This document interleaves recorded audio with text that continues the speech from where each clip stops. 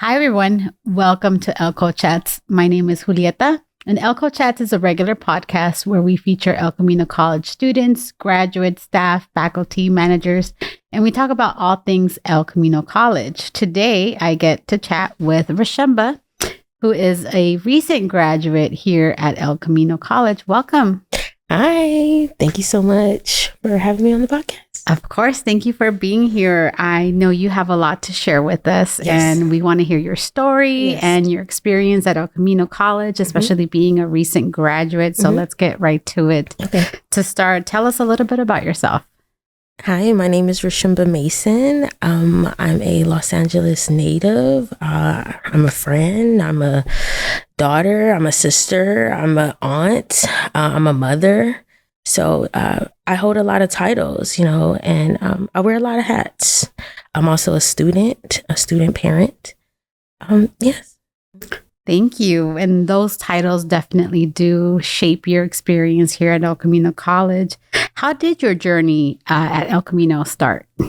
My journey first started when I graduated from high school in 2010, and a few friends, we agreed that we would, after high school, transfer to El Camino because we heard about the resources, and it still was local enough for us to commute and go back and forth from home and things like that. So I started here from after high school, and I was a off and on student throughout my educational journey here, and I returned permanently and finished in 2020 during the COVID-19 pandemic. You mentioned that you were an off and on student. So what does that mean? And then ultimately, when you did re-enroll in 2020, what inspired you to re-enroll in 2020? So I was off and on. I had some family troubles at home. I was facing a lot of challenges. Unfortunately, like deaths in my family and family members struggling with mental health issues.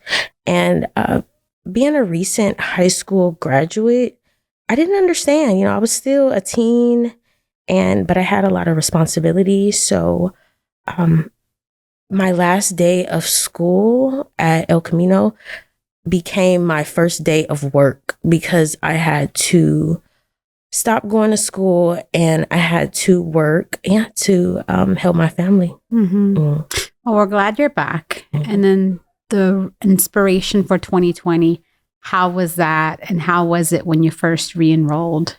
It was challenging. It seems like wasn't that long ago, but the pandemic, it's been almost 5 years now, 4 to 5 years now. But back at the time, my daughter was in kindergarten and the world was shut down and jobs were uncertain. I lost my job. I felt like the pandemic was taking control of me, but instead I wanted to enroll in a school to control my own future. It was uncertain at that time. Unfortunately, people were losing their lives and their homes and their jobs. And at first, the pandemic, it was okay because, you're at home and it's like, oh, yeah, I'm at home. I got some free time. But, days and weeks, months, and then it's turned into years. And it's like, when am I going to have some human interaction? I felt very isolated. So I felt like the pandemic was starting to take control of me. But at the time, my daughter, she was in kindergarten, virtual learning. That's the first time I've ever went through virtual learning. And I was my daughter's teacher. And I just took the time. We're at home and I enrolled in my first online class. I had never had an online class. But since I had that free time and that extra time, I decided to return back to school because it's always been a goal of mine. It's always been on any vision boards I've had or talking to my peers or therapists or family members. I just will always mention, that I want to return back to El Camino so I can finish what I started, especially since I've been off and on throughout the decade.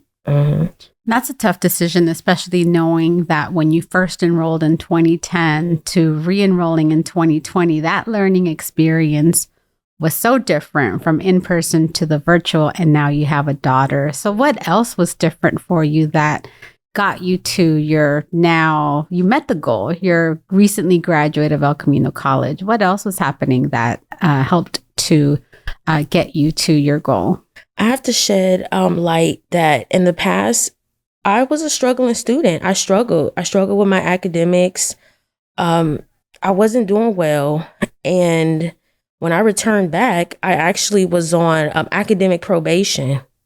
So I had to prove, and I had to work hard, and I had to attend SSP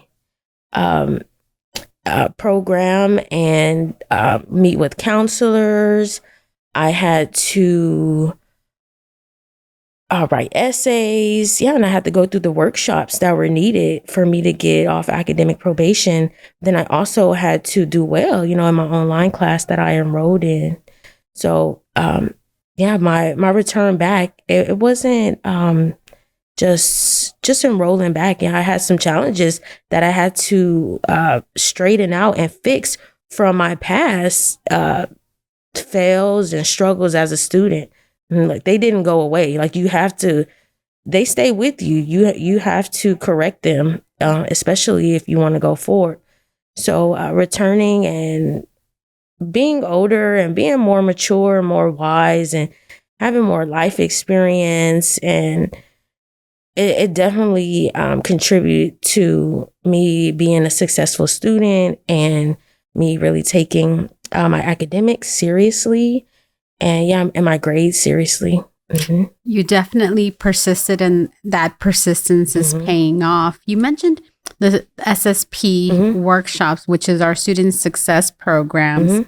So aside from, facing how you did in the past and correcting that and whatnot, what are some other resources at El Camino College that you found helpful in your academic journey? Definitely EOPS. I spent a lot of my time on campus in the EOPS computer lab. Umoja. I've been a part of SLI, Student Leadership Institute, with Monica Delgado, and all the other supporting El Camino staff who help with SLI. It's so many. I'm a part of the SRC, the Special Resource Center. It's so many. I've worked in the Black Student Success Center for some time. I get help from the Basic Needs, from the Warrior Pantry, from the Warrior Closet with Miss Sharonda. So it's just so many resources on campus that I've been a part of. I really had to think because I've been pretty active on campus. So as part of being active on campus, and I know we've had a separate conversation outside of this interview, and you've also discussed about how El Camino sort of became a safe space for you, right? Tell us a little bit about the relationships and friendships that you formed, aside from the support that you received from the services you just mentioned. Tell me a little bit more about the relationships that you formed here at El Camino. Oh, a variety of relationships. Different individuals from different backgrounds, different ethnicities, religions. They all are special to me, especially being like a non-traditional student, a older student, and coming in with like this new generation of Gen Z. I think that's who they are. Gen Z, Gen X. I think Gen Z, millennials, combination. It's actually a lot of different generations that we have here. But that's what makes community college a community. Is so many diverse like individuals. So I've cultivated a lot of relationships from in the computer lab and the foreign language lab, where I have to take Spanish, from tutors, from different classmates. And we had another interview here at ElCo Chats where we had a conversation with LaTanya King. And you mentioned that connection, and she actually mentioned you in her interview. Tell us a little bit about the connection that you have with LaTanya. Yes, so I reached out to LaTanya because I seen her. I seen me in her, like when I would see her picture, when she's holding her daughter. I just remember my daughter being small. So LaTanya, she definitely encouraged me to keep going. And she's so special. And I'm grateful that I reached out to her to get her perspective and get to know her and know about her story here at El Camino. Mm-hmm. And it really does sound like the theme that I'm hearing is connection, right? First, the connection that you had to all of the different support services and programs, and then the connection to people who are helping you along your journey. Mm-hmm. Another program that I know you also took advantage of is Umoja Project Success. Uh-huh. Tell me a little bit about that program and how it helped you. Oh, I really enjoyed my time in Umoja. Brian, Cameron, they've all been so supportive.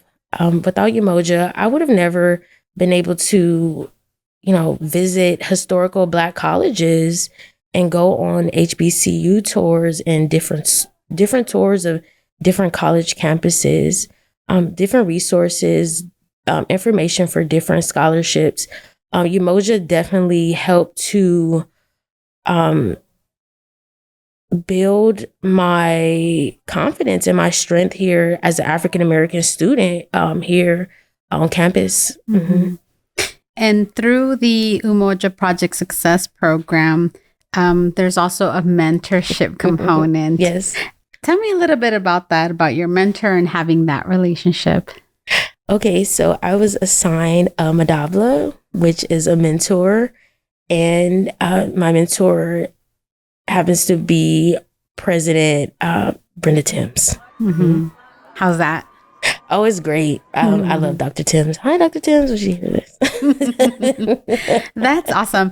And again, I the word that I keep going back to is connection, because the services, the people, the mentor, and it's a lot of services that you just name dropped in the last few questions that we've had. And in terms of how you use these services, did you find them? Did they find you? Did you get a flyer? How did you come across all of these different type of supports, from a program like EOPNS to having assigned a mentor like Dr. Timms? How did that happen? Yes, I'm so grateful that Brian and Nikki Barber, they felt that I would be a good fit for Dr. Timms. So I'm definitely grateful that they assigned me to her. A lot of these programs on campus, I guess it's both. Like, I sought them out, and then for me being active on campus, they kind of sought me out too, because they see me being involved, and your face starts to get familiar, and people start to know your name and things, and start to share resources and information about programs that they think you will be a good fit for. So it was both. I sought out a lot of programs because I wanted my experience here at El Camino to be just that, my experience. So I took control of it. And I knew I wanted to be active on campus, and I knew I wanted to be involved, because in the past I was really shy and timid, and I wasn't involved, and I didn't know what was going on campus. So I made that definitely a focus and a priority to be involved on campus. Mm-hmm. And I like how you say, using these services and programs and being involved, just because people think about being involved when you're a college student and it looks a certain way, but being involved can look in so many different ways. And so I appreciate you sharing your experience with all the support programs and talking about how that was about you being involved. And it looks like you were very pleased with. Oh yes, I had a great experience here at El Camino. I'm grateful for El Camino to be my foundation of education. Mm-hmm. Mm-hmm. So speaking of foundation, again, recent graduate. So where do you see yourself and your family in the next 5 to 10 years? What's next? So I see myself graduating, finished with my BA, moving on to graduate school, one day becoming a school psychologist, working with kids K through 12, definitely in LAUSD. I'm an LAUSD kid myself, so I definitely want to go back and to help the African American and Latino kids, in my neighborhood and who I grew up with. And I want to be that representation for them. You're a very good representation for a lot of people. So I appreciate that. So thinking about other parents, who have young children like yourself and who may be struggling with the idea of balancing an education and parenting, but are still thinking about applying to El Camino College. Mind you, you reapplied when we were in the pandemic and everything was online. So thinking about those parents, who are thinking about making that commitment to El Camino College, what advice do you have for them?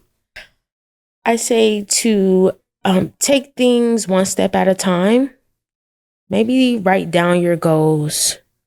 Write down, what's the first step? Is it to contact a counselor? Is it to maybe get past transcripts from if you attended like a previous school? Is it to visit the different programs on campus, such as EOPS and CARE for student parents and families? So just to take one step at a time, and don't overwhelm yourself, because balancing parenthood and academics is a challenge. So definitely give yourself some grace, give yourself some understanding, but also advocate for yourself. Don't be afraid to ask questions, because if you don't ask questions, you won't get an answer. I think a lot of people, they're afraid to ask questions, or asking the wrong question or a dumb question. But the only wrong question is the question that you don't ask, because you don't get an answer, which means you can't move forward in your goal. Very good advice. Advocate for yourself, and asking questions are two things that I think take a lot of courage. And especially you, having a young child and still committed to your goals. Very courageous of you. Again, very persistent. And I'm so impressed that you made the decision to come back and and you're completing and you're moving on. Tell us what some of the schools that you applied to and are thinking about going to. Some of the schools I applied to, and I'll also share which schools I was accepted in. And I'll share what schools I was denied from, because I feel like it's both. It's both acceptance and denial, the good and the bad. Cal State Long Beach, I was waitlisted, and it was one of my top choices, but it's okay. Cal State Dominguez Hills, I was accepted. Cal State LA, I was accepted. UCLA, I was accepted. Occidental College, I was accepted. UC Riverside, I was accepted. UC Irvine, I was accepted. UC San Diego, I was accepted. I'm still waiting on USC. So that's later in the month. But I'm grateful for the colleges and the campuses that I was admitted to. And we're grateful for you. And I look forward to seeing your name later on down the line as a counselor at one of the LAUSD schools, meeting with children, hopefully sending me an email asking about, hey, can El Camino College come out to the campus and meet with future warriors? That would be great. That would be great. I wish you all the best. Thank you. And thank you so much for taking the time to join our episode today. Thank you so much. Thank you.